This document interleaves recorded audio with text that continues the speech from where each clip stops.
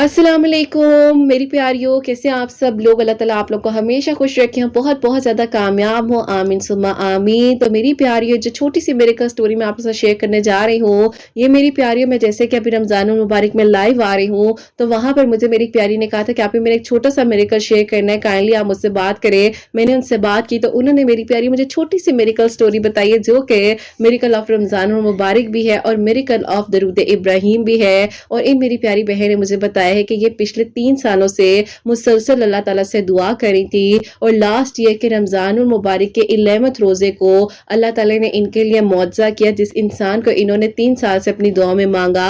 और ये कहती हैं कि किरत आप ही, मैं जो असर के दरमियान में दरूद इब्राहिम की तस्बीह कर रही थी और अल्लाह ताला से दुआ की, तो उसी टाइम पर उनकी कॉल आ गई कि मेरी फैमिली एग्री हो चुकी है और मैं इंशाल्लाह रिश्ता लेकर आ रहा हूँ और अब ये अपने घर की हो चुकी है। अल्लाह ताला सबके लिए आसानियाँ करे। अपनी दुआ में याद रखिएगा। अल्लाह हाफ़िज़।